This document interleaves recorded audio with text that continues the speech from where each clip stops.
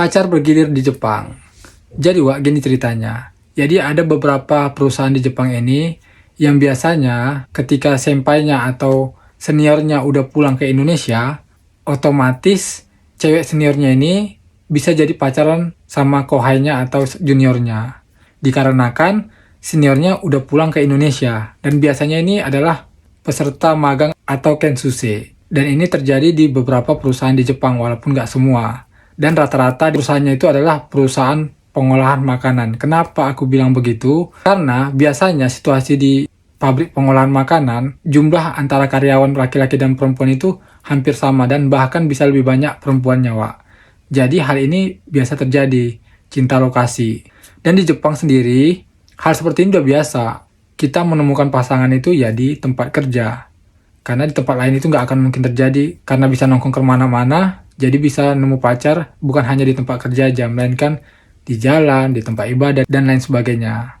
Singkat ceritanya, Wak, kalau kalian berada di posisi seperti ini, misalnya kalian sebagai kohai, atau kalian yang masih ada di Indonesia, kalian harus hati-hati. Hati-hati maksudnya di sini, kalian harus jaga diri kalian. Karena apa? Hal seperti ini bisa aja terjadi sama kalian. Kalaupun kejadian seperti yang aku bilang tadi terjadi sama kalian saat ini ataupun nanti, aku cuma mau bilang, cantik mainnya, Wak. Utamain keselamatan.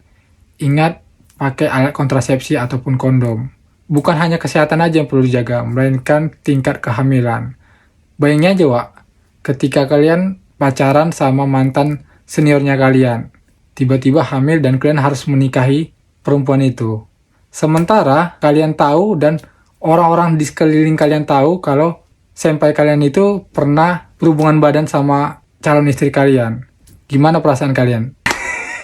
Makanya aku bilang harus hati-hati dalam bertindak. Kan gak enak nantinya sama kalian. Kalian terpaksa nikahin perempuan itu karena udah hamil. Padahal jelas-jelas kondisinya semua orang udah tahu kalau dia udah pernah dipakai sama seniornya kalian, termasuk kalian sendiri.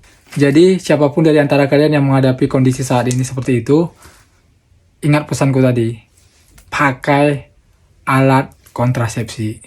Oke Wak geng, mudah-mudahan informasi yang bermanfaat. Gua Ari, cabut dulu Wak.